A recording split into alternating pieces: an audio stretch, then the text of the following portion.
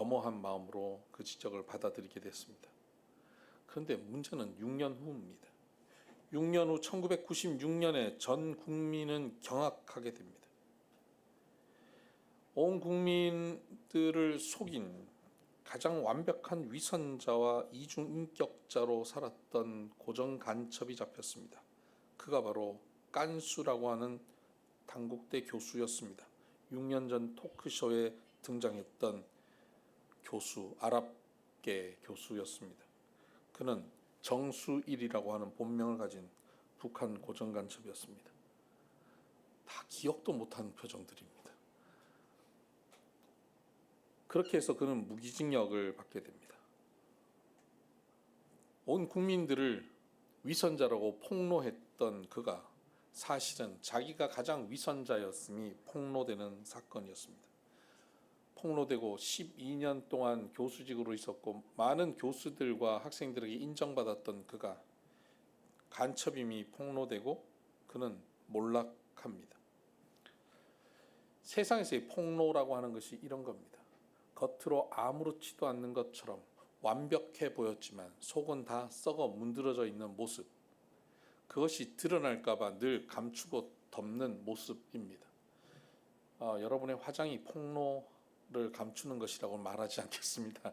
그러나 많은 분들은 화장이 넘어 분장으로 가는 경우 이것이 폭로되면 두려움을 느낄 때가 있다곤 합니다.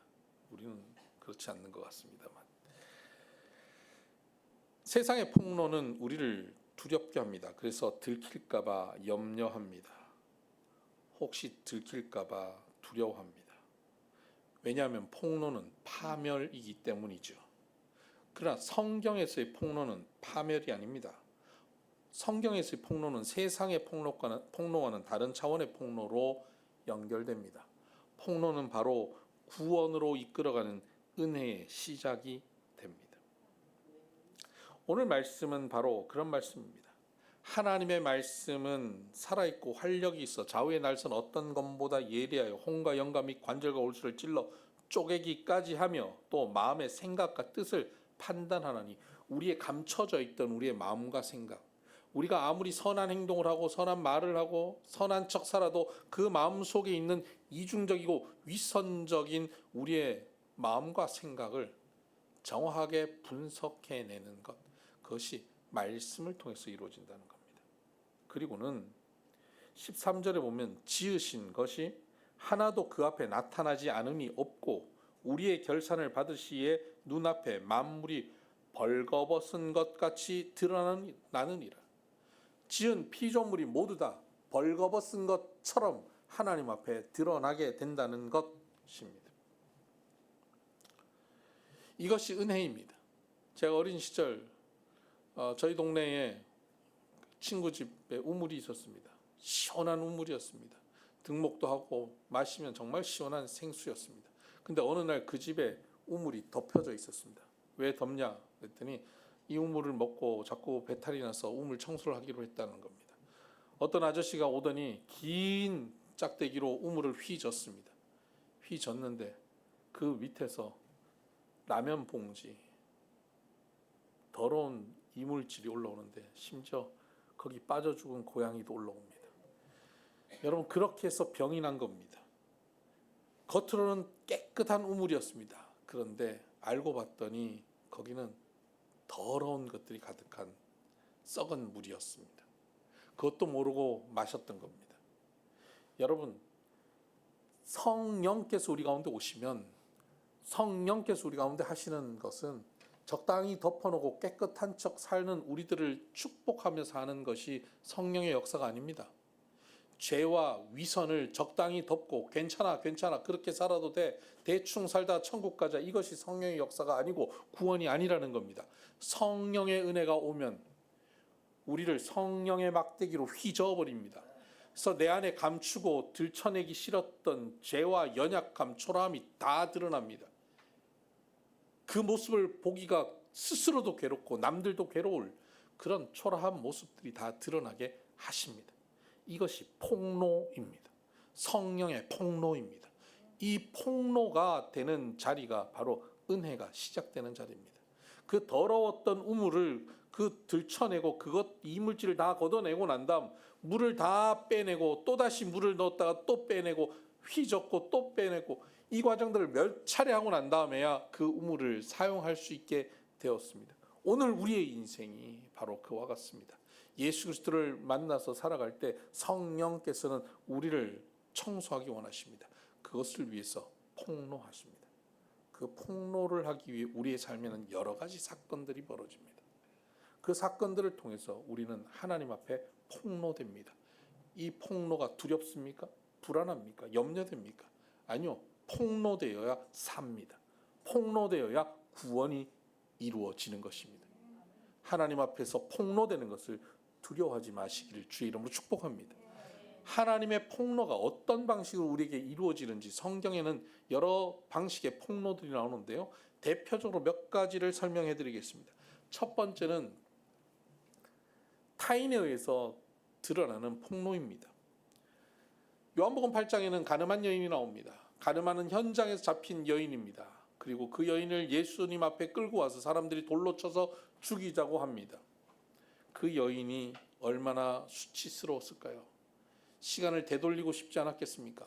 어쩌면 나를 향해 돌을 들고 던지려고 하는 남자들 중에는 나와 가늠한 남자도 포함되어 있었을 수도 있습니다. 아니 어쩌면 자기와 비슷한 처지에 있는 여자들도 저곳에 서서 자기를 조롱하고 손가락질하고 있을지도 모릅니다. 왜 나만 그래야 되냐? 너희들은 안 그러냐? 왜 나만 들켰지? 라고 안타까워하고 왜 나만 들키게 하셨냐고 하나님께 원망하는 마음도 생겼을지도 모릅니다. 근데 여러분, 만약에 그가 발각되지 않았으면 어땠을까요? 들키지 않았으면 어땠을까요? 죄를 잘 짓고 또 다음에 죄를 잘 짓고 또 죄 가운데 빠져서 이제는 죄에서 벗어나지 못하는 상황 속에 들어가지 않겠습니까? 그의 영혼은 서서히 좀먹어가며 완전히 영혼은 죽어버리겠죠. 폭로로 그녀는 새롭게 살 수 있게 된 것입니다. 폭로로 인해 그의 죄의 사슬을 끊을 수 있었습니다. 예수님께서는 그녀를 향해서 말씀하십니다. 저들이 다 돌을 놓고 떠나갔다. 나도 너를 정죄하지 않겠다. 다시는 가서 죄를 범하지 말아라 라고 권면하십니다. 다시 기회를 주십니다. 타인에 의해서 폭로된 그를 괜찮다. 죄 없는 사람이 어딨냐? 괜찮다. 다 죄 짓고 사는 거야. 하고 끝내지 않으셨습니다. 죄 없는 사람이 어딨냐? 하지만 이제 너는 가서 다시 죄를 짓지 말아라. 새로운 출발을 시작하십니다. 죄의 고리를 끊어버리게 하십니다. 사슬을 끊어버릴 출발점을 마련하여 주십니다. 공개적인 폭로를 통해서 그는 새롭게 출발할 기회를 얻게 됩니다. 또 하나의 폭로는 수가성 사마리아 여인의 폭로입니다. 그녀는 음란한 여자였습니다. 어쩌면 세상에서 참 만족을 얻지 못해서 이 남자 저 남자 떠다녔는지 모릅니다. 5명의 남편이 있었습니다. 그리고 지금 동거하는 남자도 자기 남편이 아닙니다. 공동체에서는 그 여인을 손가락질합니다. 그래서 그는 모든 여인들이 해가 뜨기 전, 날이 뜨거워지기 전 아침 일찍 우물가에 와서 물을 깃는데 그 여인은 정오에 모두가 쉬는 가운데 뜨거워서 아무도 나오지 않는 그 시간에 우물가에 나온 여인입니다. 수가성이라고 하는 동네에 살았지만 그 성에 있는 사람들과 소통이 없는, 교제가 없는 고립된 인생을 살았습니다. 여러분, 이런 고립된 삶을 사는 사람들의 특징이 뭡니까? 남들의 시선에 신경을 굉장히 많이 쓰지만 상관 안 하는 척 삽니다. 나 상관없어. 나 사람들 필요 없어. 나 신경 안 써. 아무렇지도 않은 척, 관심 없는 척 합니다. 그러나 사실은 그 가운데 그들의 시선에 짓눌려 살고 있습니다. 벗어날 수 없는 괴로움 속에 삽니다. 누구도 자기에게 참 만족을 줄 수 없고 자기를 해방시킬 수 없는 스스로의 감옥에 갇혀 사는 사람입니다. 그런 사람을 예수님이 굳이 찾아오셨습니다. 그 동네로 가지 않는 것이 정상적인 코스임에도 불구하고 예수님은 그녀를 찾아오셨습니다. 그리고는 그녀에게 말씀하십니다. 내 남편을 데려와라. 그녀가 감추고 싶었던 바로 그 문제를 지적하십니다. 예수님이 찾아오셔서 우리가 감추고 싶었던 바로 사람들도 별로 그녀에게 말하지 않는 그녀의 수치스러운 그 지점을 직접 말씀하십니다. 하나님의 은혜가 임하면 하나님은 말씀을 통해서 우리의 감추고 싶었던 바로 그 죄를 정면으로 바라보게 하십니다. 저는 남편이 없습니다. 네 말이 옳도다. 네가 5명의 남편이 있었지만 지금 사는 남자도 네 남편이 아니니까. 이 여인은 그곳에서 자기의 죄의 문제를 정면으로 만나게 됩니다. 그리고는 항복합니다. 내가 죄인인 걸 깨달았다는 겁니다. 그리고 동네를 향해 뛰어갑니다. 사람들의 시선을 두려워 피하고 고립되어 있던 그녀가 사람들 앞에 가서 외칩니다. 여러분, 다 나와서 나를 따라와 보십시오. 내가 한 짓을 내게 말한 그 사람을 만나보십시오. 그가 바로 메시아입니다. 동네 사람들에게 감추고 싶었던, 그들도 알고 자신도 알았지만 아무도 말하지 않았던, 감추고 싶었던 그것을 스스로 폭로시키며 예수님을 소개하는 사람이 되는 겁니다. 그의 폭로는 과거의 상처, 그의 감옥으로부터 그를 자유롭게 하는 구원의 시작, 은혜의 시작이었습니다. 이것은 예수님께서 찾아오셔서 그에게 죄를 대면케 하시는 폭로입니다. 또 하나의 폭로가 있습니다. 자발적 폭로입니다. 세리장 삭개오입니다. 그는 동족의 배신자입니다. 그는 어려서부터 키가 작은 사람으로 살면서 위축된 성격을 가졌는지 모릅니다. 그래서 내가 돈을 많이 벌어서 나를 놀렸던 친구들을 돈으로 짓밟겠다라고 생각했는지 모릅니다. 그렇게 해서 동족들의 피를 빨아먹게 됩니다. 많은 돈을 가졌습니다. 그러나 그에게는 행복함이 없었습니다. 그런 그에게 들려오는 예수님에 대한 소식이 찾아왔습니다. 많은 이들이 예수님을 만나고 새로운 삶을 살게 되었다는 것입니다. 그도 예수님을 만나서 새롭게 되기 원했습니다. 그러나 무리들 사이에 들어가기가 어색했습니다. 사람들에게 부탁해서 길을 열어달라고 하기에는 그 사람들과 거리가 너무 멉니다. 그리고 키가 작아서 멀찍이 있어 바라볼 수도 없습니다. 그래서 그가 선택한 것은 뽕나무 위에 올라가는 것입니다. 나이가 꽤 든 어른이 그것도 키가 작아서 뽕나무 위에 올라간다고 하는 것이 그에게는 얼마나 수치스러운 일인지 모릅니다. 그러나 그 수치스러움을 감수하면서도 그는 뽕나무 위에 올라가 예수님을 보기 원했습니다.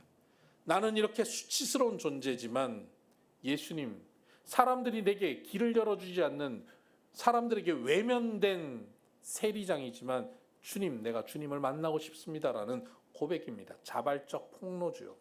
사람들이 나무에 올라간 그 사람을 한눈에 쳐다볼 수 있는, 눈에 띄는 행동을 하는 사람이었습니다.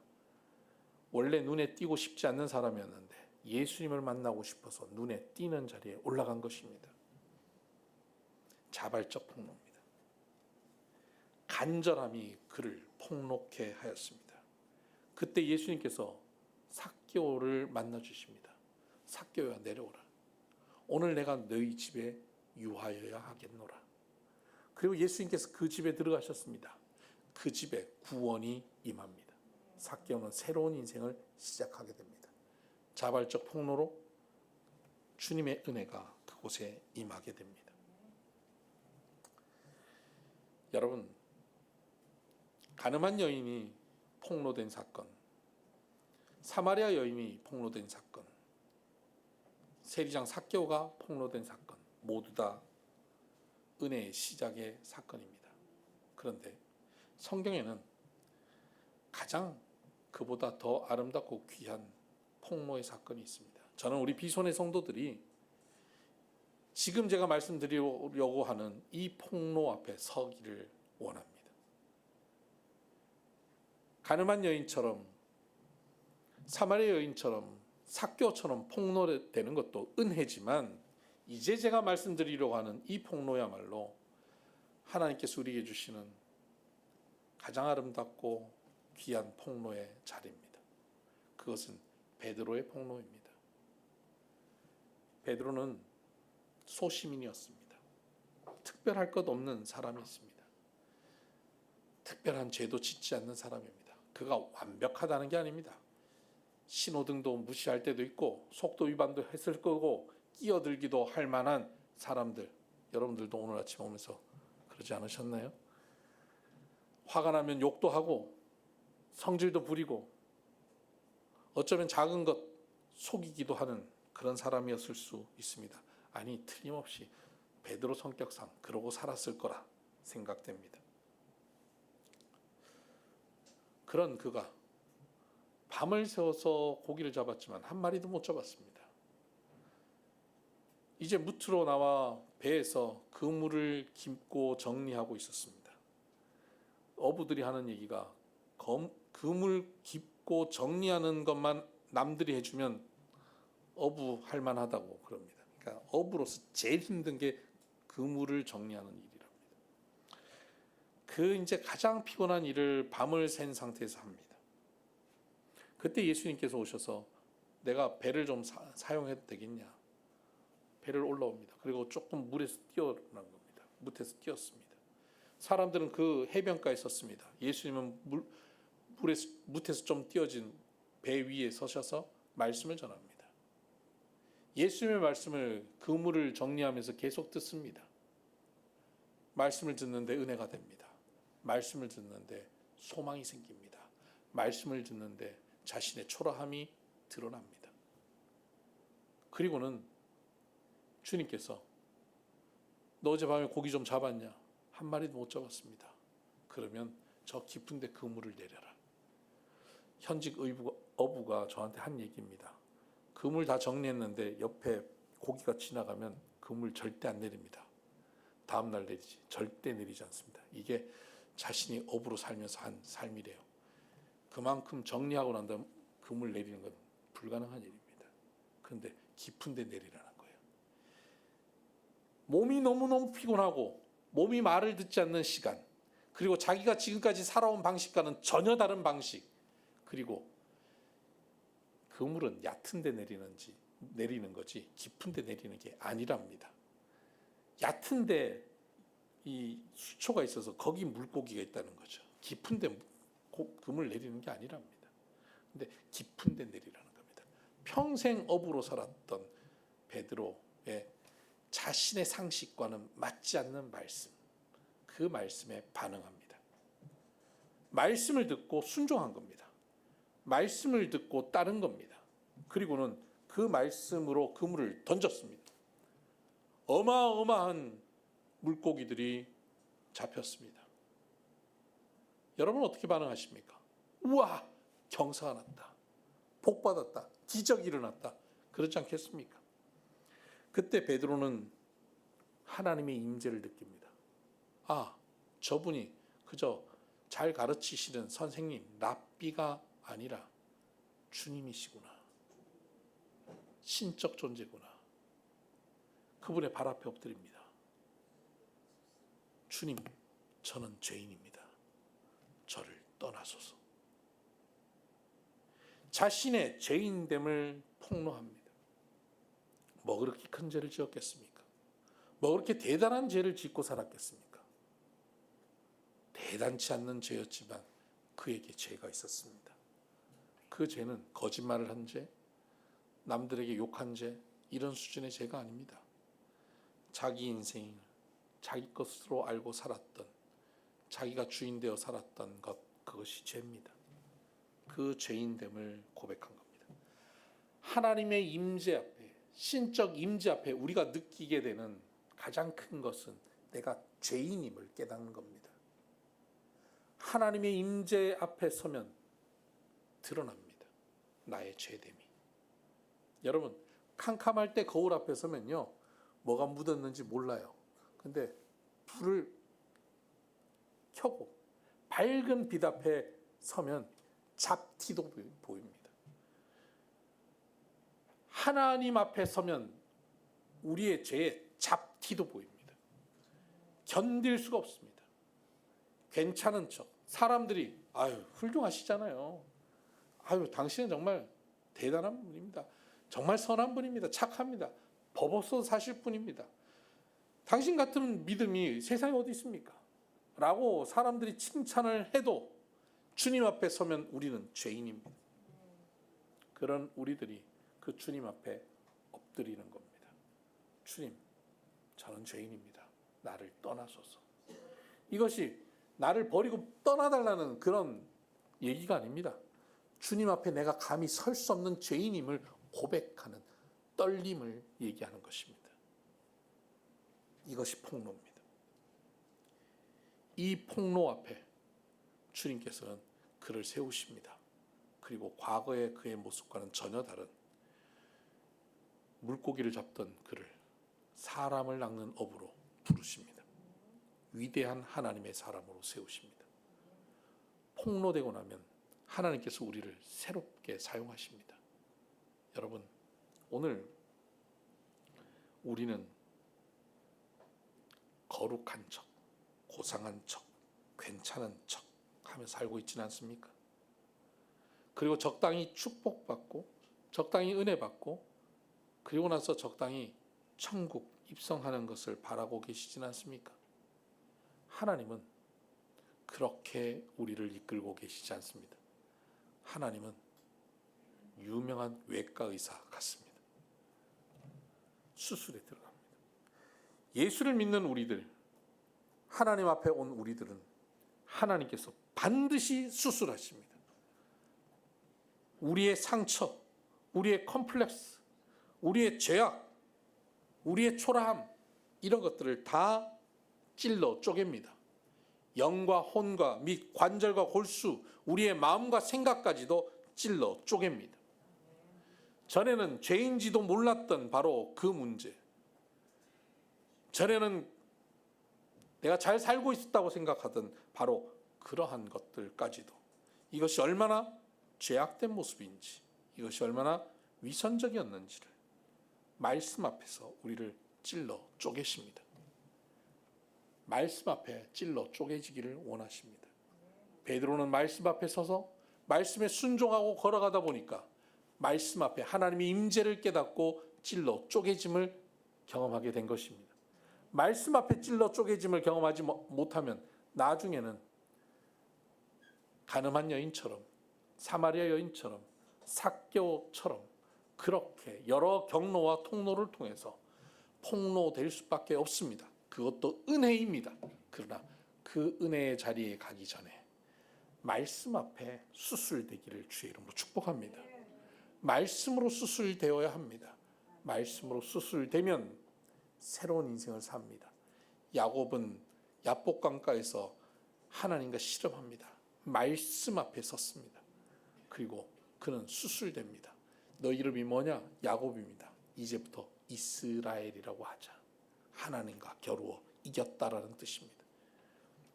말씀 앞에 수술되면 하나님과 겨루어 이긴 자, 즉 하나님의 자녀가 되는 것입니다. 우리는 새로운 피조물, 새로운 존재로 살아가야 합니다. 죄인이 아니라 의인으로 살아야 합니다. 내가 의롭게 사는 척한다고 의인이 되는 것이 아니라 우리의 죄가 폭로되고 나야 예수의 보혈로 덮어지고 나서 의인이 되는 것입니다. 이 폭로가 우리 가운데 있어야 합니다. 이 폭로가 우리 가운데 주어지면 그때는 비로소 이런 고백들을 합니다. 전에 제가 꽤 괜찮은 사람인 줄 알았습니다. 남들에게 손가락질 인정받지 않았고 남들이 인정하는 사람이었습니다. 그런데 내가 죄인 중에 괴수인 것을 깨달았습니다. 이 고백이 있습니다. 그러면 사람들이 그렇게 생각할 수 있습니다. 저 사람이 감추던 엄청난 죄가 있나 보다. 근데 그런 사회에서 지적받을 죄가 아닙니다. 하나님 앞에 우리의 죄가 뭡니까? 하나님 없이 나 혼자 살았던 것, 그게 죄입니다. 하나님 없이 내 결정, 내 생각, 내 감정, 내 뜻대로 살려고 한 것이 죄입니다. 심지어 하나님을 믿는다고 하면서 내 뜻, 내 계획에 하나님을 이용하려고 했던, 하나님의 능력을 이용하려고 했던 것, 이게 죄입니다.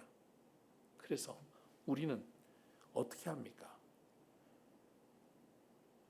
하나님, 내가 스스로 열심히 살려고 했던 게 죄인인 걸 깨달았습니다.